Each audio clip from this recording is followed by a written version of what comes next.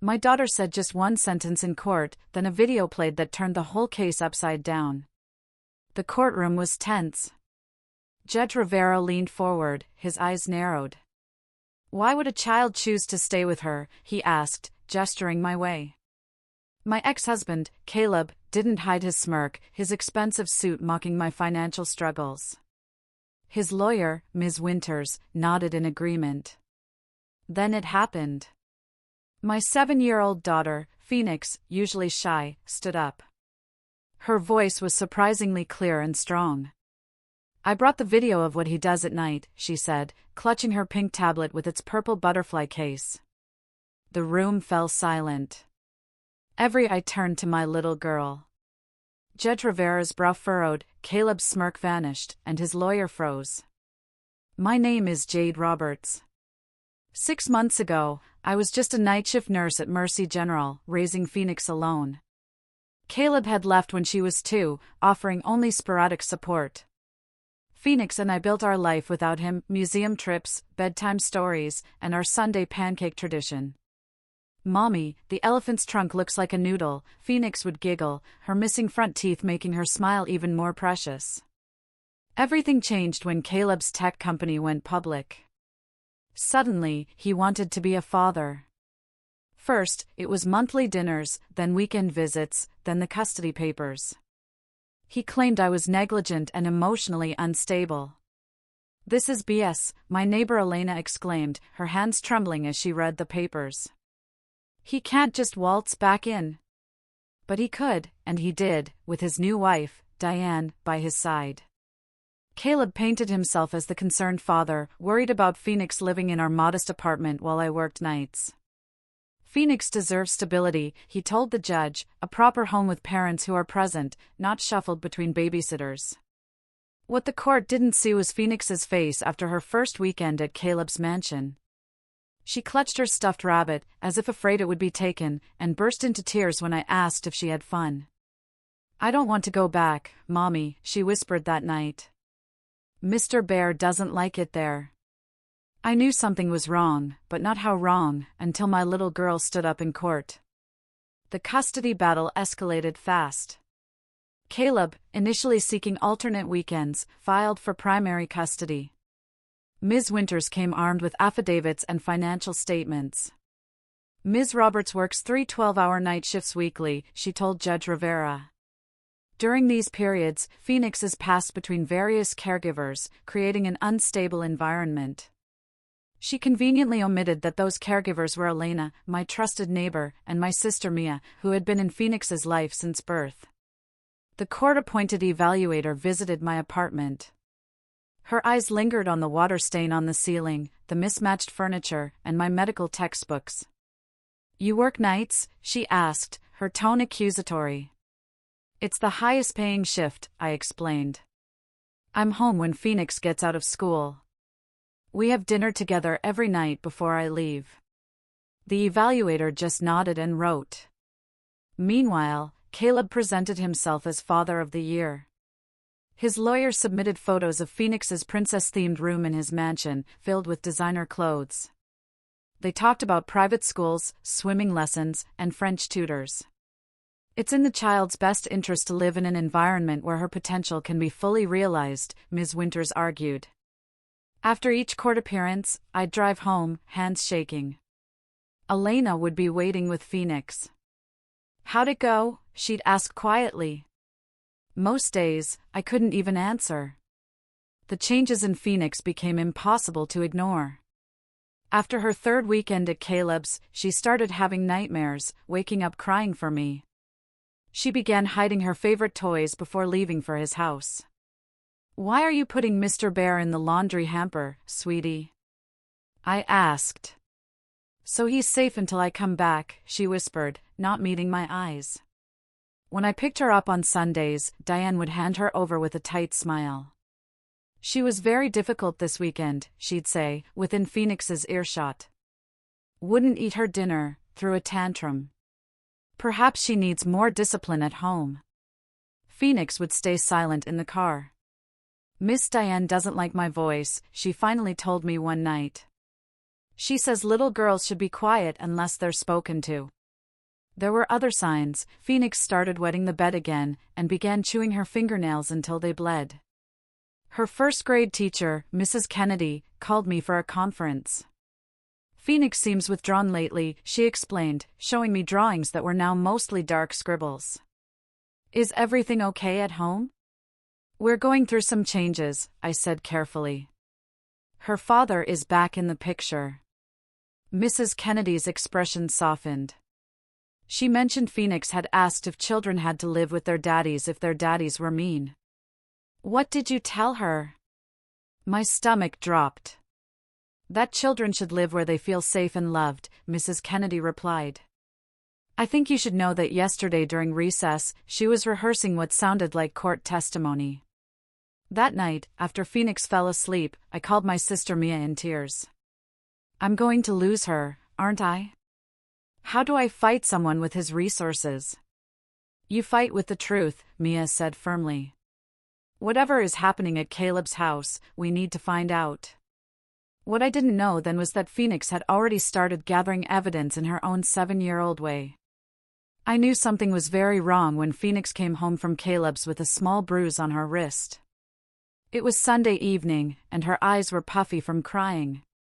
What happened to your arm, sweetie? I asked, kneeling. Phoenix pulled her sleeve down quickly.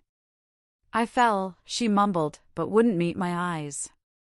That night, after her bath, she was unusually quiet while I brushed her hair. Fix, you know you can tell me anything, right? I said. She nodded, then turned to me. Mommy, is it bad to take videos of people without asking? My heart skipped. Well, that depends. Why do you ask? Phoenix's lower lip trembled. I did something that might make Daddy really mad. She reached under her pillow and pulled out the pink tablet Caleb had given her for educational games. With small, careful fingers, she opened a hidden folder labeled Homework Pictures. I pretended to be asleep, she whispered, but I wasn't. The video was dark and tilted, clearly recorded by a child trying to hide the tablet, but the audio was unmistakable. Caleb's voice, low and menacing, you need to tell the judge your mother leaves you alone. Say you're scared when she works nights. Phoenix's small voice responded, but that's not true. The sound of something slamming, a door, or a hand on a table. I don't care. Do you want to live in that dump forever? Your mother is a nobody. Diane's voice joined in, just coach her better, Caleb. She's 7, for God's sake. She'll say whatever we tell her to. Caleb's reply, not if she keeps talking about wanting her mother. I watched 3 videos, each worse than the last. In the final one, Caleb paced, ranting about me, while Diane applied night cream. Fix is our ticket to destroying Jade, he said. Once we get custody, we can move to the San Francisco office and leave all this behind. What about Phoenix? Diane asked casually. There are excellent boarding schools in Switzerland, Caleb replied. Problem solved. When the videos ended, I pulled Phoenix into my arms, feeling her small body tremble. I'm sorry, Mommy, she sobbed. I know I'm not supposed to record people. No, sweetheart, I whispered into her hair. You did exactly the right thing. The next morning, I called in sick and made 2 crucial phone calls. The first was to Mia. I need a lawyer, I said. Not just any lawyer. Someone who will fight like hell. An hour later, I was sitting across from Rachel Aper, a family court attorney Elena had recommended. I'd expected someone older, but Rachel's youthful energy was matched by the fierce intelligence in her eyes. Let me see the videos, she said after I explained the situation. Rachel watched silently, taking notes, her expression growing darker. In most states, recordings made by a child in their own home may be admissible, especially when documenting potential emotional abuse, she said finally. But we need to approach this carefully. The judge might view this as you manipulating Phoenix.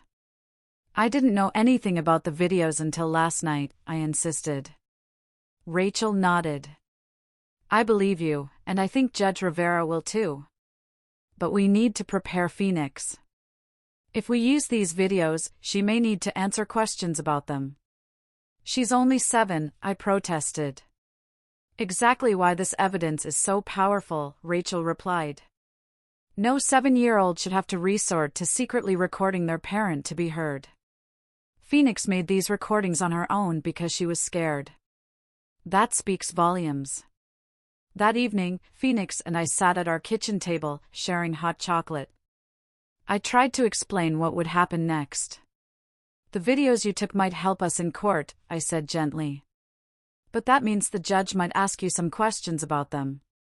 Phoenix stirred her marshmallows thoughtfully. Will Daddy be there? Yes, but he can't hurt you. I'll be there too, and Rachel. She considered this, then looked up with solemn eyes that always seemed older than her years. I'm not scared of questions. I'm scared of going back to his house. That's why we're doing this, I assured her. So you don't have to be scared anymore.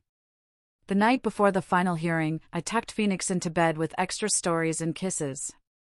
Remember, I told her, no matter what happens tomorrow, you did nothing wrong, and I am so proud of you for being brave. Phoenix hugged Mr. Bear tight. Mommy, Miss Diane said little girls should be quiet, but sometimes being quiet means nobody hears you when you need help. In that moment, I saw a strength in my daughter I hadn't fully recognized. She wasn't just a victim, she was finding her voice, determined to be heard. As I turned out the light, Phoenix's small voice followed me into the hallway. We're going to win, Mommy. The truth is on our iPad. The morning of the final hearing arrived with a heavy downpour that matched the weight in my chest. Phoenix insisted on wearing her favorite blue dress with silver stars, the one she said made her feel brave. Rachel met us in the courthouse lobby, her expression confident but serious. Remember what we discussed, she told Phoenix, kneeling to her eye level. Just tell the truth when you're asked a question. You don't need to say anything more or less than that. Phoenix nodded solemnly.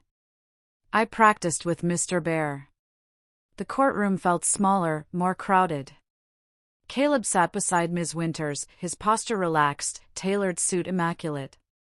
When he saw Phoenix, he flashed her a wide smile that never reached his eyes. She gripped my hand tighter. Judge Rivera entered, and the proceedings began with Ms. Winters delivering her closing argument. Your Honor, Mr. Sullivan has demonstrated consistent financial stability and the ability to provide exceptional educational and developmental opportunities for Phoenix. Ms. Roberts, while clearly caring for her daughter, simply cannot offer the same advantages with her limited resources and problematic schedule. Rachel's rebuttal was measured but passionate, emphasizing the stable home I'd created for Phoenix, the consistent routine we maintained, and my dedication to her emotional well-being. Judge Rivera listened with an impassive expression. When both attorneys finished, he looked directly at me. Ms. Roberts, while I appreciate your efforts as a single mother, I must consider what environment would best serve Phoenix's development. Why would a child want to stay with her mother when her father can provide so many more opportunities? The question hung in the air, revealing his leaning. Caleb smirked slightly, and Ms. Winters gave a small, satisfied nod. That's when Phoenix let go of my hand and stood up. Excuse me, she said, her voice small but clear.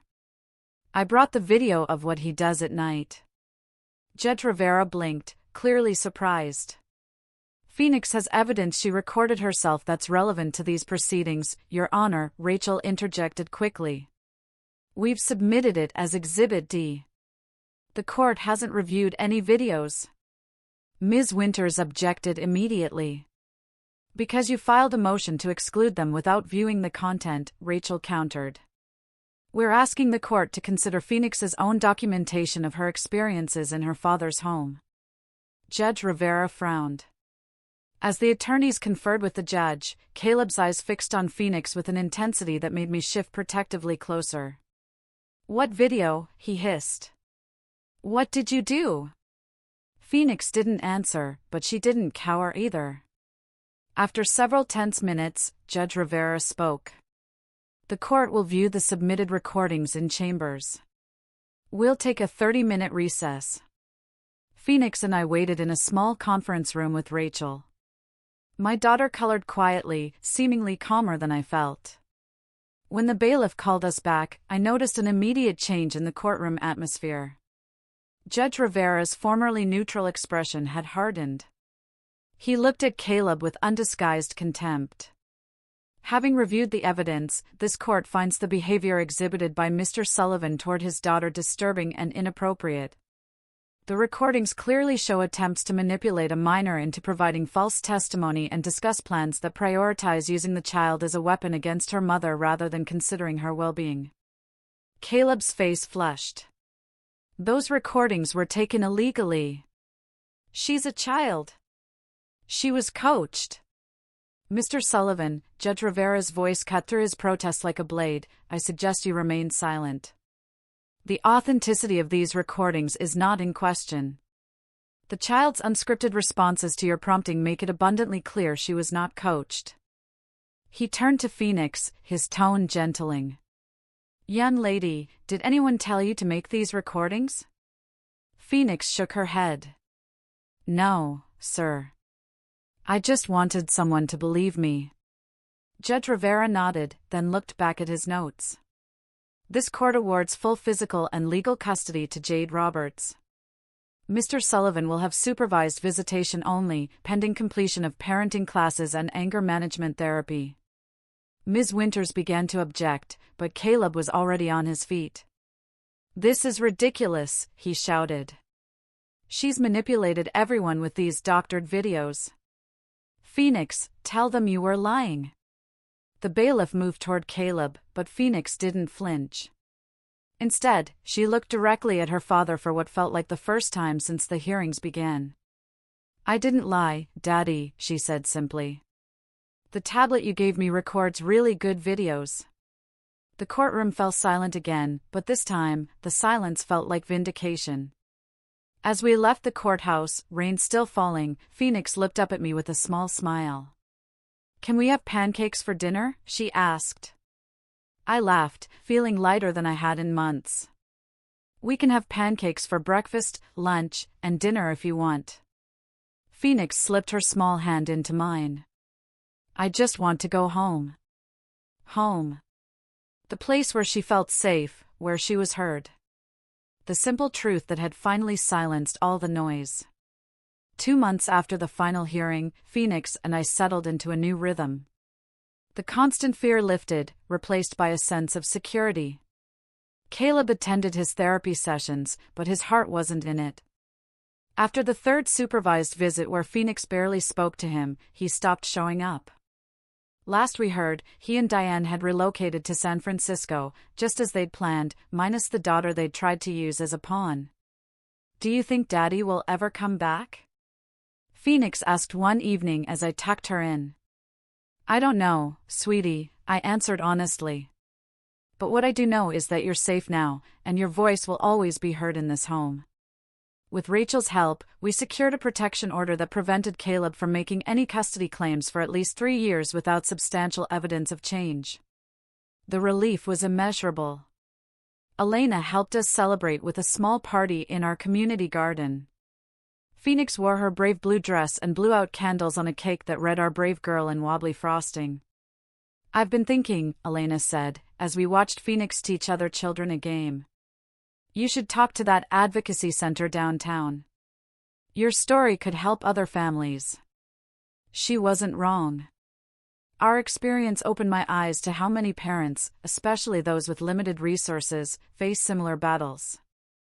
The system wasn't designed to hear small voices, especially against powerful opposition. I started volunteering at the Family Justice Center on my days off, helping other parents navigate the complicated legal system. Phoenix sometimes came along, coloring quietly, occasionally offering a shy smile to children who reminded her of herself. Rachel called one Tuesday afternoon. You won't believe this, she said. Judge Rivera has instituted a new protocol for family court cases involving young children. He's calling it the Phoenix Protocol. It ensures children have safe ways to document their experiences in contested custody cases. I glanced at Phoenix, who was setting up her stuffed animals for a tea party. She'd stopped having nightmares, the bedwetting had ceased, and her teacher reported she was participating in class discussions again. Her artwork was once more filled with bright colors. You know, I told Rachel, Phoenix asked me last night if what happened in court made us famous. Rachel laughed. What did you tell her? I said we weren't famous, but we were heard. And sometimes that's more important. Mia helped me enroll in day classes to finish my nurse practitioner degree, watching Phoenix on the weekends. The schedule was still challenging, but the absence of constant custody battles made everything more manageable. One Sunday evening, while Phoenix and I made our traditional pancakes for dinner, she suddenly looked up from the batter she was stirring. Mommy, remember when the judge asked why I would want to stay with you instead of Daddy? I nodded, the memory still sharp. I know I showed the videos instead of answering, she continued thoughtfully, but I know the real answer now. What's that, sweetheart? She smiled, a gap where her two front teeth had recently fallen out. Because you listened when I was quiet, and you believed me when I finally spoke up. I pulled her into a hug, pancake batter forgotten. In that moment, I understood the most powerful lesson from our ordeal: truth has its own voice. Sometimes a small one, sometimes hidden, but always waiting to be heard. And when that voice finally breaks through, no amount of money, power, or manipulation can silence it again. Phoenix went back to stirring the batter, humming softly.